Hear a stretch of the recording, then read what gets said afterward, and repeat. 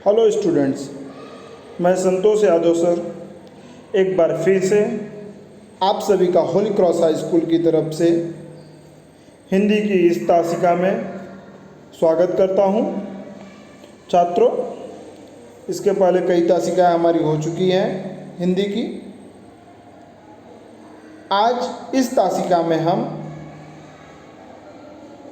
मधुबन आपकी पाठ्य पुस्तक का मधुबन यह पाठ पढ़ने जा रहे हैं, जो पृष्ठ संख्या 11 पर है।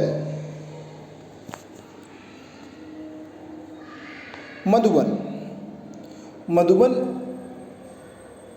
इसके लेखक अनुराग वर्मा जी हैं। अनुराग वर्मा जी का परिचय इस प्रकार है। अनुराग वर्मा जी ने हिंदी में विपुल लेखन किया है। आपकी भाषा धारा प्रवाह सरल एवं आशय संपन्न होती है। आप हिंदी के जाने माने लेखक हैं। गद्य संबंधी देख लेते हैं। प्रस्तुत पाठ में श्री अनुराग वर्मा ने प्रसिद्ध लेखक डॉक्टर रामकुमार वर्मा जी का साक्षात्कार लिया है। यहाँ अनुराग जी ने डॉक्टर वर्मा जी से उनकी काव्य रचना की प्रेरणा, लौकिक पारलौकिक, देश प्रेम, देश की राजनीति स्थिति आदि पर प्रश्न पूछे हैं। डॉक्टर वर्मा जी ने इन प्रश्नों के बड़ी बेबाकी से उत्तर दिए हैं। छात्रों, मधुबन यह लेसन यह एक साक्षात्कार है। साक्षात्कार जिसे हम इंटरव्यू इंग्लिश में कहते हैं। साक्षात्कार साहित्य की एक प्रसिद्ध विधा है। जैसे कहानी, निबंध, कविता, नई कविता, ये सभी विधाएं हैं। उसी तरह साक्षात्कार यह भी हिंदी की एक विधा है। इसमें साक्षात्कारकर्ता किसी प्रसिद्ध व्यक्ति से उसके जीवन, उसके कार्यक्षेत्र आदि से संबंधित प्रश्न पूछता है। प्रस्तुत पाठ में श्रेष्ठ साहित्यकार डॉक्टर रामकुमार वर्मा का साक्षात्कार लिया है जाने माने लेखक अनुराग वर्मा ने। पाठ में डॉक्टर साहब के बचपन, स्वतंत्रता आंदोलन में उनके योगदान, उनकी शिक्षा दीक्षा, काव्य रचना की प्रेरणा, देश की राजनीति आदि से संबंधित उनके विचारों से पाठक अवगत होते हैं। ये तो पाठ से संबंधित, गद्य संबंधी कुछ बातें थी। छात्रों, अब हम अपनी पाठ की तरफ बढ़ते हैं। मधुबन। सुबह का समय था। मैं डॉक्टर अनुराग वर्मा जी के प्रयाग स्टेशन स्थित निवास मधुबन की ओर पूरी रफ्तार से चला जा रहा था, क्योंकि 10 बजे उनसे मिलने का समय तय था। असल में अनुराग वर्मा जी का साक्षात्कार, आप कहीं पे जाएंगे तो इंटरव्यू के लिए, तो इंटरव्यू लेने से पहले आप उनसे जिसका इंटरव्यू लेना होता है उसका टाइम लेना पड़ता है। तो यहाँ पे डॉक्टर अनुराग वर्मा ने, जो कि प्रसिद्ध साहित्यकार रामकुमार वर्मा का साक्षात्कार लेने जा रहे थे, उनके साथ मुलाकात का उनका टाइम 10 बजे तय था। उसमें लेट हो रहेंगे, इसलिए वो बहुत तेज़ी से उनके निवास स्थान, जिसका नाम मधुबन है, उस मधुबन निवास स्थान के नाम पर ही इस पाठ का नाम भी मधुबन रखा है, उसकी तरफ बहुत तेज़ गति से बढ़ते चले जा रहे थे। वैसे तो मैं डॉक्टर साहब को विभिन्न उत्सवों, संगोष्ठियों एवं सम्मेलनों में देखा था, परंतु इतने निकट से मुलाकात करने का यह मेरा पहला अवसर था। मेरे दिमाग में विभिन्न विचारों का ज्वार उठ रहा था। कैसे होंगे डॉक्टर साहब, कैसा व्यवहार होगा उस साहित्य मनीषी का, आदि इन तमाम उठते और बैठते विचारों को लिए मैं उनके निवास स्थान मधुबन में प्रवेश किया। काफ़ी साहस करके दरवाजे पर लगी घंटी बजाई। नौकर निकला और पूछ बैठा, क्या आप अनुराग जी हैं? मैंने उत्तर में सिर्फ हाँ कहा। उसने मुझे ड्राइंग रूम में बिठाया और यह कहते हुए चला गया कि डॉक्टर साहब आ रहे हैं। इतने में डॉक्टर साहब आ गए। अनुराग जी कैसे आना हुआ? आते ही उन्होंने पूछा। अभी डॉक्टर अनुराग वर्मा उनके निवास स्थान मधुबन की तरफ बढ़ रहे, समझ लीजिए पहुंच गए। वैसे तो डॉक्टर वर्मा ने अनुराग वर्मा ने रामकुमार वर्मा को पहले कई बार देखा था। कहाँ देखा था? उत्सव, कोई फेस्टिवल वगैरह में, संगोष्ठी, किसी विषय पर विशेष चर्चाओं, विशेषज्ञों का चर्चा सत्र होता है। मतलब किसी टॉपिक के विषय में जो अच्छा नॉलेज रखता हो उन लोगों के बीच में ये संवाद होते हैं उस टॉपिक, किसी टॉपिक को लेकर, उसे कहते हैं संगोष्ठी। सम्मेलन लोगों का मिलन, जहाँ पे बड़े बड़े लोग आकर एक दूसरे से मिलते हैं, ऐसी जगह को सम्मेलन कहा जाता है। मुलाकात अर्थात भेंट का पहला अवसर था। उन्होंने देखा था, परंतु उनके आमने सामने के मुलाकात, निकट से मिलने का मुलाकात का यह पहला अवसर था डॉक्टर साहब से मिलने का। मेरे दिमाग में विभिन्न विचारों का ज्वार उठ रहा था। ज्वार का मतलब है उफान। बहुत सारे विचार, ख्याल उनके दिमाग में आ रहे थे। डॉक्टर साहब कैसे होंगे, उनका व्यवहार कैसा होगा, वो हमारे साथ बिहेवियर क्या करेंगे, इस तरह के हो सकते हैं उनके दिमाग में कई विचार उठ रहे होंगे।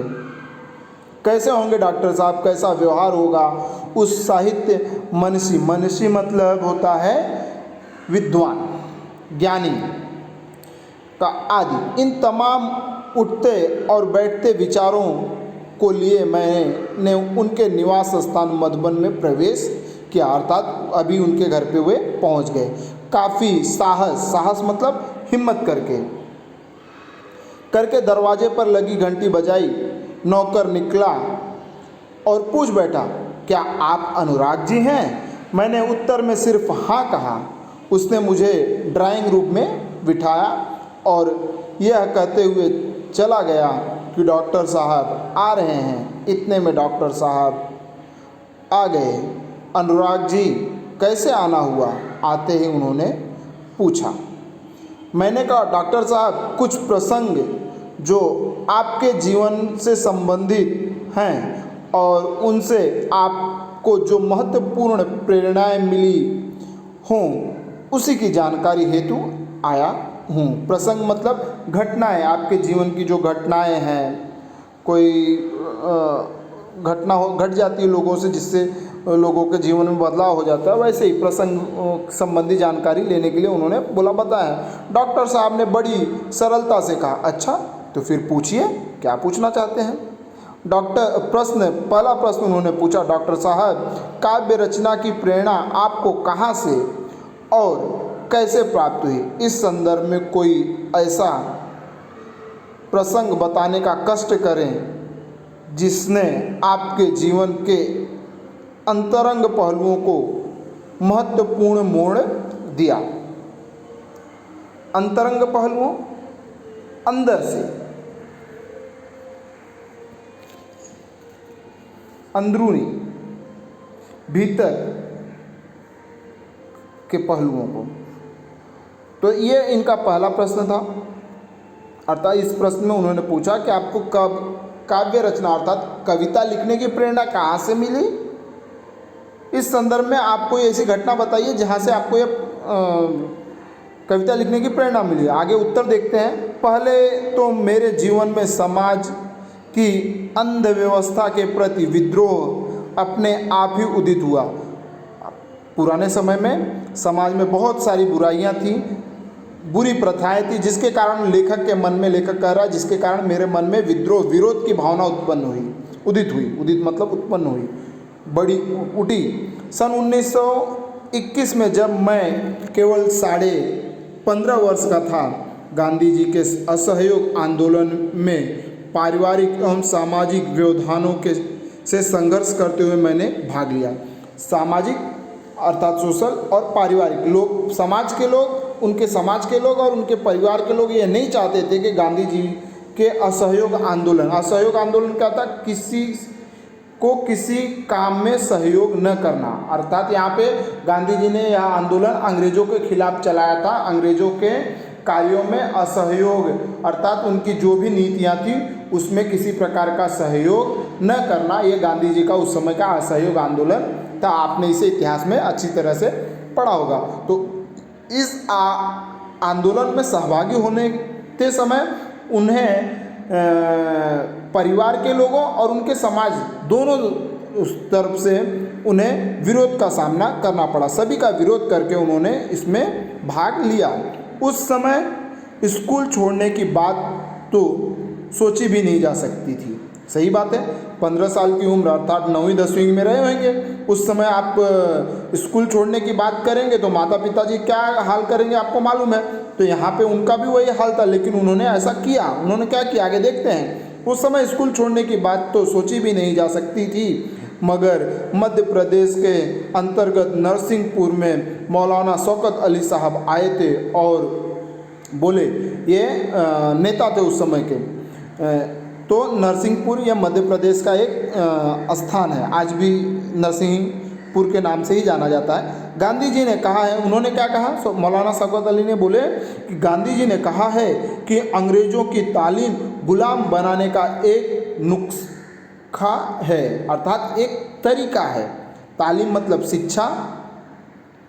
गांधी जी ने क्या कहते थे कि अंग्रेज जो इस शिक्षा व्यवस्था लाए हैं, यह शिक्षा व्यवस्था खाली हमें गुलाम बना। सही बात है, वो शिक्षा व्यवस्था खाली नौकर ऑफिशियल वर्क करने वाले व्यक्ति तैयार करने के लिए उन्होंने वो शिक्षा व्यवस्था चालू की थी।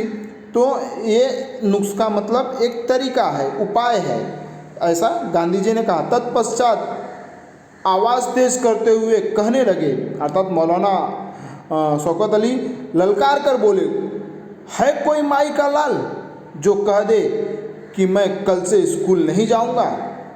मैंने अपनी माँ के आगे बड़ी ही श्रद्धा से स्कूल न जाने की घोषणा कर दी।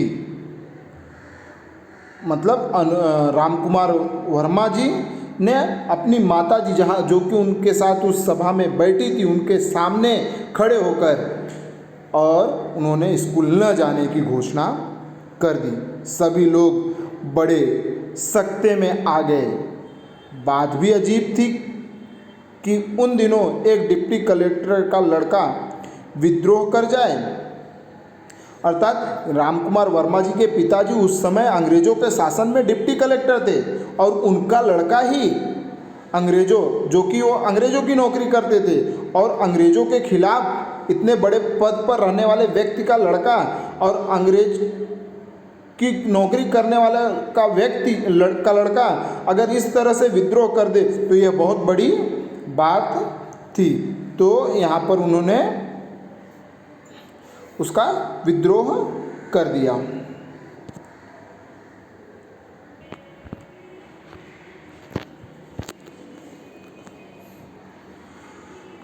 यहाँ पर उन्होंने विद्रोह कर दिया, अपने घर के लोगों का ही उस असहयोग आंदोलन में हिस्सा मतलब अपनी पढ़ाई छोड़ने के लिए और असहयोग आंदोलन में हिस्सा लेने के लिए उन्होंने अपने परिवार के लोगों का ही विद्रोह कर दिया। लोगों ने बहुत समझाया, पिताजी की नौकरी की बात कही, परंतु मैं घर से निकल पड़ा क्योंकि गांधी जी का आदेश मानना था। इस प्रकार सर्वप्रथम मैंने सत्य एवं देश के लिए विद्रोह किया। तब तक मैं 16 वर्ष का हो चुका था और राष्ट्रीय ध्वज लेकर नगर में प्रभात फेरी भी किया करता था। यह बात सन 1921 की ही है और इसी समय मैंने देश प्रेम पर एक कविता लिखी। यही मेरी कविता का मंगलाचरण था। मंगलाचरण मतलब शुभ आरंभ। प्रभात फेरी, सुबह सुबह कुछ लोग नारे लगाते हुए गली मोहल्लों में घूमा करते थे, उसे प्रभात फेरी कहा जाता है। तो यहाँ पर उन्होंने फर्स्ट टाइम किस तरह कविता लिखी, लिखने की प्रेरणा मिली या लिखी, उस इन प्रश्नों का उत्तर उन्होंने अनुराग वर्मा के इस प्रथम प्रश्न में दिया है। छात्रों, आज की तासिका में हम इस मधुबन पाठ के यहाँ तक का यहाँ तक ही अध्ययन करेंगे। बाकी का आगे का पाठ हम अगली तासिका में अध्ययन करेंगे। आशा करता हूँ यहाँ तक आपको यह पाठ मधुबन पाठ समझ में आया होगा। धन्यवाद।